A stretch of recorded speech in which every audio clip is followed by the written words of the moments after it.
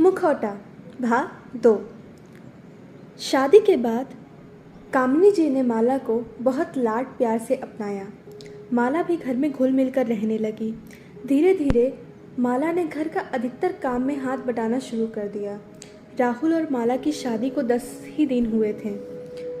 Arrange marriage है, दोनों एक दूसरे को समझने का प्रयास कर रहे हैं। राहुल ने जितना माला को जाना है उससे वह दिल की भली और परिवार में घुल मिलकर रहने वाली लगी। माला को तो राहुल तभी पसंद आ गए थे जब वह अपनी माँ और बहनों के साथ देखने आए थे। माला अपने चाचा चाची के घर रहती थी।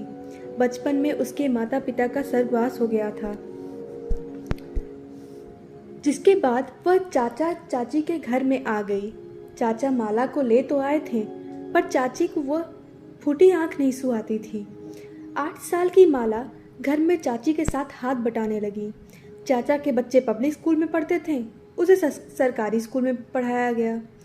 चाचा का तो मन था कि भाई की इकलौती निशानी का ख्याल रखें, माला को भी पब्लिक स्कूल में पढ़ाएं, पर चाची के आगे उनकी एक नहीं चली। चाची बात बात पर माला को अनाथालय छोड़ने की धमकी देती थी। माला को जो भी स्नेह मिला वो चाचा से ही मिला। चाचा के बच्चे तो उसे बहन की जगह काम करने वाली समझते थे। बच्चे चाची का हद से ज़्यादा बुरा बर्ताव माला के साथ देखते थे। इसी कारण माला को कुछ भी इज्जत नहीं देते थे। माला के 12वीं पास करते ही चाची ने उसकी शादी के लिए बोलना शुरू कर दिया। तब चाचा से ना रहा गया। उन्होंने सख्त लहजे में चाची को कहा कि माला के ग्रेजुएशन के बाद ही शादी के बारे में सोचेंगे। चाची को मानना पड़ा। बिना पगार की नौकरानी ही थी माला उनके लिए। माला फिर भी चाची को, उनके बच्चों रीना और सुनील को अपना समझती थी। ग्रेजुएशन करते ही चाची के भाई के दोस्त से शादी कराने के लिए उन्होंने चाचा से कहा। चाचा जानते थे कि वह लड़का कुछ काम नहीं करता। कुछ दिनों तक छोटा मोटा काम करता है, फिर नौकरी छोड़ देता है। सारा रुपया पैसा दोस्तों में उड़ा देता है। जब पैसा खत्म हो जाता है फिर कुछ कर लेता है, जिम्मेदारी से भागता है।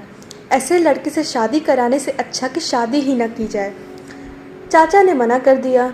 चाची की एक न चली। फिर चाचा के दोस्त यमुना प्रसाद जी ने राहुल का रिश्ता सुझाया।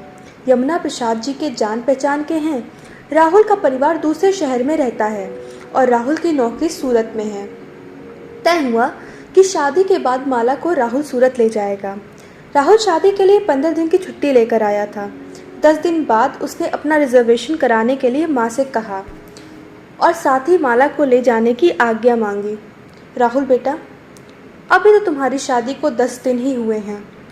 अभी तो हमने अपनी बहू को ढंग से जाना भी नहीं है। बहू के साथ कुछ समय बिताने दो। ऐसा करो, अभी तुम अकेले चले जाओ। छुट्टियाँ भी खत्म हो रही हैं। ज़्यादा रुके तो तनख्वाह कट जाएगी। यहाँ का वहाँ का सारा खर्चा तुम्हें ही देखना है। कामिनी जी ने अपने इकलौते बेटे राहुल से कहा। कामिनी जी ने ऐसा कहा तो राहुल कुछ कह न सका। सोचा माँ और बहनें क्या सोचेंगी। कितना उतावला हो रहा है अपनी पत्नी को ले जाने के लिए।